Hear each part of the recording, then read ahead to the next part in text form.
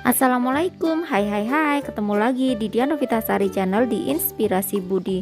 Jangan lupa subscribe, like, share, and komennya. Terima kasih. Hari ini kita melanjutkan membahas materi kelas 5, tema 9, subtema 2, pembelajaran 1, halaman 54. Silakan disimak ya. Subtema 2, benda dalam kegiatan ekonomi. Pada minggu siang, Lani asik menonton televisi. Di televisi ada iklan sirup. Lani terpengaruh iklan sirup di televisi. Lani ingin membuat es sirup. Lani kemudian meminta ibu untuk mengajarkan cara membuat es sirup. Saat hendak membuat es sirup, ternyata gula di dapur habis. Ibu lalu meminta Lani membeli gula di warung. Dengan senang hati, Lani membeli gula ke warung. Setelah membeli gula, Lani dan ibunya melanjutkan membuat es sirup. Dalam larutan sirup terdapat dua penyusunan larutan, yaitu air dan gula. Oleh karena itu, sirup termasuk zat campuran. Air dan gula sebagai penyusun larutan sirup merupakan zat tunggal. Itulah contoh zat tunggal dan zat campuran. Bagaimanakah perbedaan antara zat tunggal dan zat campuran? Temukan jawabannya pada uraian materi berikut. Nah, ini Lani sedang menonton iklan sirup yang ada di televisi. Lanjut halaman 55, pembelajaran 1. Lani telah terpengaruh iklan dari televisi, yaitu iklan sirup. Iklan yang ditayangkan melalui televisi merupakan salah satu contoh iklan elektronik. Mengapa demikian? Alasannya, televisi merupakan salah satu media elektronik. Adapun yang dimaksud iklan elektronik adalah iklan yang penyebarannya menggunakan media elektronik. Apa saja bentuk iklan elektronik itu? Ayo membaca. Iklan elektronik banyak jenisnya. 3 diantaranya yang akan kita pelajari saat ini. Ketiga jenis iklan tersebut adalah iklan radio, iklan televisi, dan iklan internet. Bagaimanakah karakteristik ketiga iklan elektronik tersebut? Ayo baca satu persatu uraian singkat berikut. Nomor 1, iklan radio. Radio merupakan media auditif yang bersifat atraktif. Artinya, radio adalah media yang mengandalkan pendengaran untuk menyapa pendengarnya. Oleh karena itu, pemaparan iklan melalui media radio memiliki karakteristik atau ciri khas. Iklan di radio hanya dapat didengarkan melalui audio atau suara. Suara yang diperdengarkan dapat berupa voice atau suara atau kata-kata manusia yang teratur, musik atau perpaduan bunyi-bunyian yang teratur dengan ritme tertentu dan harmonis, dan efek suara atau suara-suara yang tidak beraturan maupun efek suara alam. Lanjut halaman 56. Yang kedua, iklan televisi. Iklan televisi adalah iklan yang disiarkan melalui televisi. Iklan televisi sangat menarik karena merupakan kombinasi dari suara, gambar, dan gerak. Iklan televisi memiliki karakteristik yaitu dapat dilihat dan didengar. Oleh karena itu, iklan yang disampaikan melalui televisi sangat menarik perhatian dan mengesankan. Yang nomor 3 yaitu iklan internet. Iklan internet adalah iklan yang ditampilkan melalui jaringan internet. Bentuknya beragam, ada iklan yang hanya dapat didengar, ada pula yang dapat dilihat sekaligus didengar. Iklan internet muncul sesuai perkembangan teknologi informasi. Iklan internet mampu meningkatkan kapasitas dan kecepatan perputaran informasi melalui internet. Informasi dapat disampaikan secara dramatis dan interaktif. Lanjut halaman 57. Ayo mengamati, perhatikan 3 paparan iklan melalui media radio, televisi, dan internet berikut. Nomor 1, paparan iklan melalui radio. Untuk menayangkan iklan melalui radio perlu dibuat naskah terlebih dahulu. Naskah iklan radio sesuai konsep dari produk yang akan diiklankan. Naskah iklan radio dibuat dengan mempertimbangkan skenario iklan baik dialog, monolog, musik maupun efek suara. Musik dan efek suara dalam naskah iklan radio diperlukan untuk menciptakan suasana yang mendukung skenario. Amati paparan iklan radio melalui naskah berikut. Ini adalah iklan pewangi ruangan. Efek suaranya suara lalat, anak perempuan, mama, kamar, Adik banyak lalat, Mama. Wah, mungkin karena bau tak sedap, Dek. Anak perempuan, iya, Ma. Tolong hilangkan bau tak sedapnya. Mama, tenang, Mama punya antinya. Efek suaranya yaitu suara semprotan nyamuk. Anak perempuannya, wah, wangi sekali, Ma. Mama, jelas dong, kan Mama pakai segar wangi pewangi ruangan. Bau tak sedap langsung KO. Musik gitar klasik bernuansa ceria, up in down. Narasi, ya, gunakan segar wangi, bau tak sedap langsung hilang. Musik down out. Apa isi iklan pada radio yang dapat kamu amati dari naskah di atas? Berdasarkan naskah iklan radio, dapat disimpulkan bahwa iklan radio yang akan dipaparkan berisi ajakan untuk menggunakan segar wangi pengharum ruangan yang bisa menghilangkan bau tidak sedap dan mengusir lalat dalam sekejap. Nomor 2, paparan iklan melalui televisi. Pembuatan iklan televisi diawali dengan membuat rancangan. Rancangan dalam bentuk skrip dan papan cerita atau sketsa gambar yang disusun berurutan sesuai naskah. Setelah disetujui oleh pengiklan, barulah rancangan iklan itu dibuat di rumah produksi. Berikut contoh paparan iklan melalui televisi. Lanjut halaman 58. Berdasarkan gambar iklan melalui televisi di atas, kamu dapat mengetahui isi iklan yang akan dipaparkan melalui televisi. Isi iklan tersebut yaitu cara mudah membuat mulut segar. Hanya dengan permen karet Planet Segar, mulutmu akan terus terasa segar, sesegar habis menggosok gigi. Nah, ini adalah gambarnya, urut-urutannya. Nomor 3, paparan iklan melalui internet. Adalah iklannya Yumimi, saat bersantai jadi semakin hangat. Itulah salah satu contoh iklan yang dipaparkan melalui internet. Iklan di atas merupakan iklan internet jenis banner. Iklan internet jenis banner yaitu iklan pada papan iklan mini yang tersebar pada sebuah halaman web. Isi iklan internet tersebut adalah menawarkan produk makanan. Produk makanan yang ditawarkan adalah mie instan dengan merek Yumimi. Mie instan ini dapat dinikmati saat sibuk ataupun santai, baik sendiri maupun bersama teman-teman. Yumimi merupakan makanan cepat saji yang enak jika dinikmati saat masih hangat. Suasana pun akan semakin hangat dengan ditemani Yumimi. Lanjut halaman 59.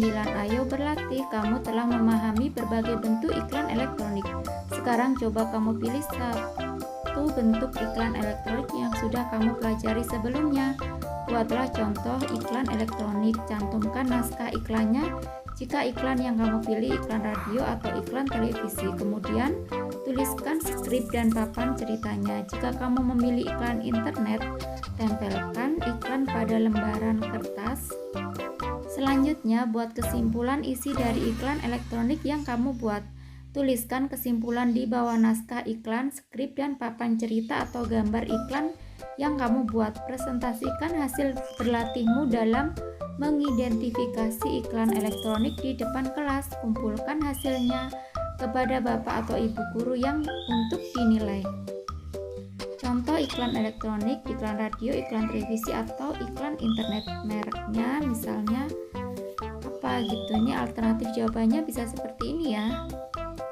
Contoh iklan elektronik, mereknya My Baby Shampoo and Milk Bed. Media televisi, waktu 1 menit. Iklan, waktu mandi menggunakan sampo My Baby, lembut di mata pakai sabun My Baby, lembut di kulit, busanya banyak, usapkan pada tangan dan kaki bila sampai bersih dan wangi.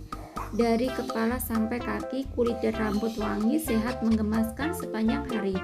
My Baby bikin mandi jadi happy. My Baby, kepercayaan ibu cerdas. Kesimpulan isi iklan, berdasarkan iklan televisi tersebut dapat disimpulkan bahwa iklan tersebut berisi ajakan menggunakan sampo dan sabun cair My Baby. Sampo My Baby lembut di mata, sabun My Baby lembut di kulit dan busanya banyak sehingga kulit dan rambut wangi sepanjang hari. My Baby membuat mandi menjadi menyenangkan dan menjadi kepercayaan ibu cerdas. Lanjut halaman 60. Ayo berkreasi, kamu telah memahami berbagai bentuk iklan elektronik, salah satunya iklan televisi. Sekarang pilihlah salah satu iklan di televisi yang menarik menurutmu. Tuangkan kembali Benda yang diiklankan dalam televisi yang kamu anggap menarik dalam bentuk gambar iklan. Buat gambar semenarik mungkin pada kotak berikut.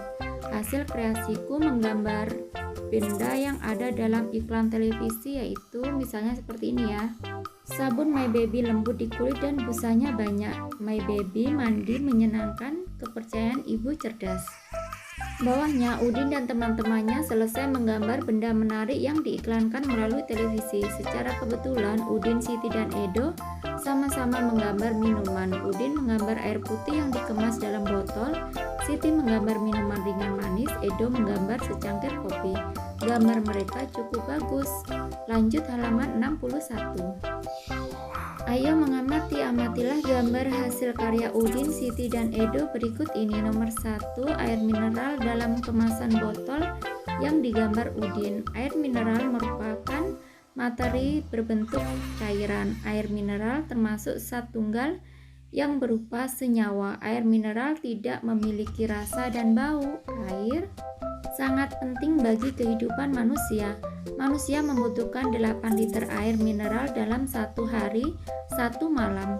Air mineral Aquada membantu kita mencukupi kebutuhan tubuh akan 8 liter air. Yang nomor 2, minuman ringan manis yang digambar Siti. Lanjut halaman 62. Minuman ringan manis sama dengan air mineral. Minuman ringan manis adalah materi yang berbentuk cairan, akan tetapi minuman ringan manis bukan zat tunggal. Minuman ringan manis merupakan zat campuran homogen. Nomor 3, secangkir kopi tumbuk yang digambar Edo. Secangkir kopi sama dengan minuman ringan. Secangkir kopi adalah materi yang berbentuk cairan dan merupakan zat campuran, akan tetapi secangkir kopi tumbuk bukan zat campuran homogen seperti minuman ringan manis, melainkan zat campuran heterogen. Kamu telah memahami tentang materi, zat tunggal, dan zat campuran. Apa sebenarnya materi, zat tunggal, dan zat campuran itu? Nomor 1, materi adalah setiap objek atau segala sesuatu yang menempati ruang dan mempunyai massa. Banyak jenis materi di lingkungan sekitarmu. Misalnya air, batu, pasir, tanah, kayu, besi, emas, plastik, dan oksigen atau udara. Materi yang banyak jenisnya tersebut dapat dikelompokkan menjadi benda padat, cair, dan gas. Berdasarkan komponen penyusunannya, materi dibedakan atas zat tunggal dan campuran. Nomor 2, zat tunggal atau disebut zat murni adalah zat yang komponen penyusunnya hanya satu zat atau materi. Zat tunggal dapat berupa unsur dan senyawa. A. Unsur adalah zat kimia yang tak dapat dibagi lagi menjadi zat yang lebih sederhana. Ada 2 jenis unsur, yaitu unsur logam dan non-logam. Contoh unsur logam adalah perak, besi, emas, dan platina. Adapun contoh unsur non-logam antara lain hidrogen, oksigen, nitrogen, dan karbon. B. Senyawa adalah zat tunggal yang berbentuk dari beberapa unsur. Contoh unsur senyawa adalah garam, air, dan gula. Lanjut halaman 63. Nomor 3, zat campuran adalah zat yang komponen penyusunnya terdiri atas 2 atau lebih zat atau materi. Berdasarkan sifatnya, zat campuran terdiri atas zat campuran homogen dan zat campuran heterogen. A. Zat campuran homogen adalah campuran yang terdiri atas 2 materi atau zat yang dapat menyatu secara merata. Contoh campuran homogen antara lain sirup atau campuran gula, pewarna, dan air. Larutan oralit campuran air dan garam, dan udara campuran gas-gas. B. Zat campuran heterogen adalah campuran yang terdiri atas 2 zat atau materi berbeda yang tidak dapat menyatu secara sempurna. Contoh campuran heterogen antara lain air kopi tumbuk, air dengan tanah, dan air dengan minyak. Ayo berlatih. Buatlah kesimpulan tentang materi berdasarkan uraian di atas. Buatlah kesimpulan dalam bentuk bagan tentang materi lengkap dengan jenis materi berdasarkan komponen penyusunnya beserta contohnya. Bentuk bagan seperti contoh berikut. Alternatif jawaban untuk bagan bisa seperti ini ya. Materi dibagi 2 jadi zat tunggal dan campuran. Zat tunggal dibagi 2 menjadi unsur dan senyawa. Unsur itu terbagi dari logam, perak, emas, besi. non-logam OHC, senyawanya yaitu garam, air, dan gula. Sedangkan untuk campuran itu dibagi menjadi dua, yaitu homogen dan heterogen. Yang homogen itu sirup, oralit, dan udara. Heterogennya air, kopi tumbuk, air plus tanah, dan air plus minyak. Bawahnya, ayo mencoba. Kamu telah mengetahui adanya zat campuran homogen dan zat campuran heterogen. Apakah kamu sudah bisa menuliskan perbedaan antara campuran? Lanjut halaman 64. Homogen dan campuran heterogen. Coba sekarang melakukan percobaan di bawah ini. Selanjutnya, berdasarkan hasil percobaanmu, tuliskan perbedaan-perbedaan antara zat campuran homogen dan campuran heterogen. Lakukan percobaan secara kelompok. Satu kelompok minimal terdiri atas 6 anak. Bapak atau ibu guru akan membantumu membagi kelompok dan mendampingimu melakukan percobaan. Setiap kelompok membuat 2 percobaan. Untuk melakukan 2 percobaan, anggota kelompok dibagi 2 percobaan yang harus dilakukan setiap kelompok, yaitu membuat larutan air gula dan air kopi. Adapun bahan dan peralatan yang harus dipersiapkan sebagai berikut. Peralatannya yaitu gelas plastik transparan, sendok plastik, bahannya air, gula putih, kopi bubuk. Langkah-langkah percobaan sebagai berikut. Yang pertama, percobaan pertama, masukkan air ke dalam gelas plastik transparan. Selanjutnya, masukkan gula putih ke dalam gelas yang sudah berisi air. Aduk gula hingga larut dalam air, diamkan beberapa saat. Yang kedua, percobaan kedua, masukkan air dalam gelas plastik transparan. Selanjutnya, masukkan kopi bubuk ke dalam gelas yang sudah berisi air. Aduk kopi hingga larut dalam air, diamkan beberapa saat. Bandingkan hasil kedua larutan bersama teman satu kelompokmu. Buat laporan hasil percobaanmu dengan menuliskan hal-hal berikut: nama anggota kelompok, percobaan yang dilakukan, alat dan bahan yang digunakan, hasil percobaan, dan presentasikan laporan yang kalian buat di depan kelompok lain. Kemudian, kumpulkan hasil laporan kepada bapak atau ibu guru. Lanjut halaman 65. Kamu bisa menuliskan laporan pada kolom berikut. Laporan hasil percobaan. Anggota kelompoknya misalnya Udin, Lani, Dayu, Edo, Siti, Beni, dan Meli. Tujuan percobaan mengetahui perbedaan campuran homogen dan heterogen. Alat dan bahan: gelas plastik transparan, sendok plastik, air, gula putih, dan kopi bubuk. Langkah percobaan: siapkan alat dan bahan yang dibutuhkan. Yang kedua, percobaan pertama, masukkan air ke dalam gelas plastik transparan. Selanjutnya, masukkan gula putih ke dalam gelas yang sudah berisi air. Aduk gula hingga larut dalam air, diamkan beberapa saat. Percobaan kedua, masukkan air dalam gelas plastik transparan. Selanjutnya, masukkan kopi bubuk ke dalam gelas yang sudah berisi air. Aduk kopi hingga larut dalam air, diamkan beberapa saat, dan amatilah yang terjadi pada kedua gelas tersebut. Hasil percobaan: dari percobaan pertama dan kedua terdapat perbedaan antara larutan gula dan larutan kopi. Sifat larutan gula tercampur sempurna dan tidak mengendap setelah didiamkan beberapa saat. Yang kedua, sifat larutan kopi tidak tercampur sempurna dan mengendap setelah didiamkan beberapa saat. Kesimpulan: dari pengamatan percobaan yang telah dilakukan dapat disimpulkan bahwa larutan gula merupakan zat campuran homogen, sedangkan larutan kopi merupakan zat campuran heterogen. Bawahnya, ayo renungkan apa yang sudah kamu pahami dari pembelajaran di atas. Tuliskan dalam kolom berikut. Hasil renungannya yaitu: hari ini saya telah belajar tentang sikap percaya diri dan bekerja sama, pengetahuan tentang iklan elektronik serta zat campuran homogen dan zat campuran heterogen, keterampilan tentang menganalisis, mengkomunikasikan, menuliskan hasil percobaan. Lanjut halaman 66. Kerjasama dengan orang tua. Zat campuran dan zat tunggal selalu kamu temui dalam kehidupan sehari-hari. Misalnya, air minum dan adonan masakan atau kue yang dibuat ibumu. Sekarang coba kamu tanyakan cara ibu membuat makanan yang pernah disajikan buat keluargamu. Misalnya, adonan bakwan, kue, dan minuman. Tuliskan adonan bahan makanan yang ibu sampaikan. Tuliskan pula zat campuran adonan yang ibu buat. Tuliskan dalam buku tugas hasil tanya jawab kamu dengan ibumu. Kumpulkan kepada bapak atau ibu guru untuk dinilai. Nah, kiranya cukup sekian dulu video pembelajaran kali ini. Sampai ketemu di video pembelajaran berikutnya. Semoga bermanfaat. Wassalamualaikum warahmatullahi wabarakatuh.